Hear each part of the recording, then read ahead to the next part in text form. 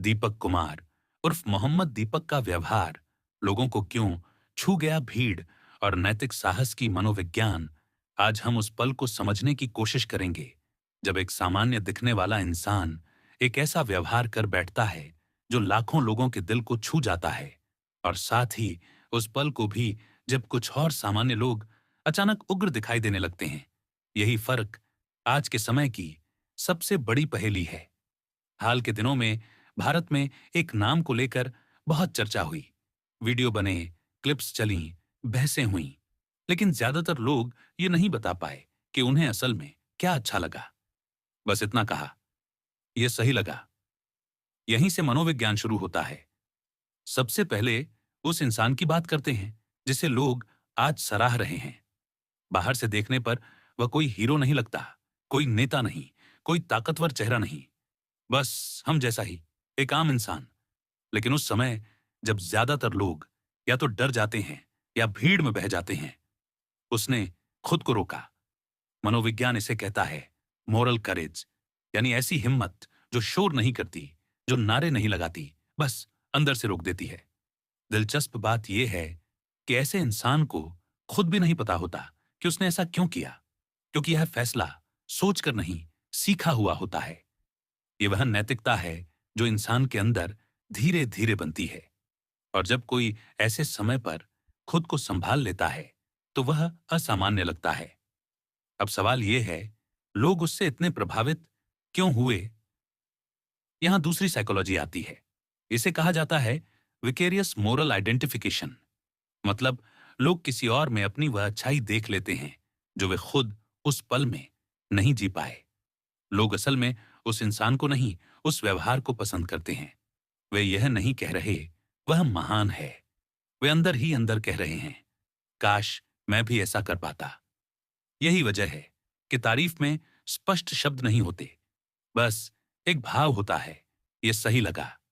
अब दूसरी तरफ एक और तस्वीर है। वह भी कोई राक्षस नहीं है, वह भी सामान्य लोग ही हैं, लेकिन इस समय उनके हाथ में एक अलग तरह की ताकत है। यह ताकत शरीर की नहीं है, यह सिस्टम की ताकत है। मनोविज्ञान कहता है जब सामान्य इंसान अचानक ताकत के करीब आता है तो उसकी सोच धीरे धीरे बदलने लगती है। इसे कहा जाता है पावर इंड्यूस्ड मोरल ब्लाइंडनेस। अब इंसान यह नहीं पूछता क्या यह सही है, वह पूछता है क्या मैं ऐसा कर सकता हूं? और जब उसे कोई नहीं रोकता तो दिमाग खुद को सही मानने लगता है।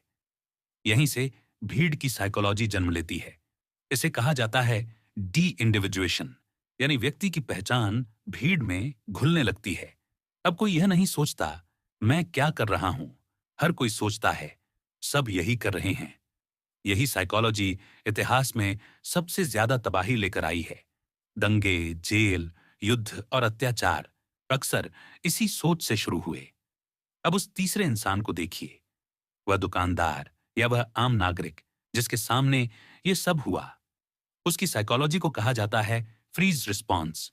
जब इंसान न लड़ सकता है न भाग सकता है तो उसका दिमाग उसे स्थिर कर देता है। ये कायरता नहीं होती, यह खुद को बचाने की मानवीय प्रतिक्रिया होती है। अब सबसे अहम कड़ी, वह यूजर जिसे पूरा मामला ठीक से पता भी नहीं, जिसने बस कुछ क्लिप्स देखी, कुछ हेडलाइन पढ़ी और फिर किसी एक तरफ झुक गया। इसे कहा जाता है नैरेटिव अलाइनमेंट। जब दिमाग के पास पूरा सच नहीं होता तो वह कहानी के सहारे नैतिक फैसला करता है। अगर कहानी में एक ऐसा व्यवहार दिखे जो उसे अंदर से सही लगे तो वह तथ्यों से पहले भावना से जुड़ जाता है। यह मूर्खता नहीं है, यह दिमाग का तेज रास्ता है। लेकिन यही रास्ता अगर बिना रुके अपनाया जाए तो भीड़ की साइकोलॉजी बन जाता है। अब पूरा चक्र देखिए, एक इंसान जो खुद को रोक लेता है, मोरल करेज। एक भीड़ जो ताकत पाकर अंधी हो जाती है, डी इंडिविजुएशन। एक पीड़ित जो चुप रह जाता है, फ्रीज रिस्पॉन्स। और एक यूजर जो कहानी से जुड़ जाता है, नैरेटिव अलाइनमेंट। यही आज के समय की पूरी मनोवैज्ञानिक तस्वीर है। ये वीडियो ये तय करने के लिए नहीं है कि कौन सही है, ये वीडियो ये समझने के लिए है कि हम खुद को किस साइकोलॉजी में फंसते हुए पा सकते हैं। क्योंकि सबसे खतरनाक चीज बुरा इंसान होना नहीं है। सबसे खतरनाक चीज है बिना सोचे भीड़ का हिस्सा बन जाना। और सबसे उम्मीद वाली बात यह है कि कभी कभी एक सामान्य इंसान का एक छोटा सा व्यवहार हमें फिर से रुकना सिखा देता है। अगर ये कहानी सुनते हुए आपने किसी और से ज्यादा खुद के बारे में सोचा है, तो यही इस पूरी बात का मकसद था। अगर आपको यह वीडियो जानकारीपूर्ण लगा हो तो लाइक करें, कमेंट में अपनी राय लिखें, शेयर करें ताकि यह औरों तक भी पहुंचे। और ऐसी ही जानकारी के लिए YouTube पर वर्ड फोरम चैनल को सब्सक्राइब जरूर करें।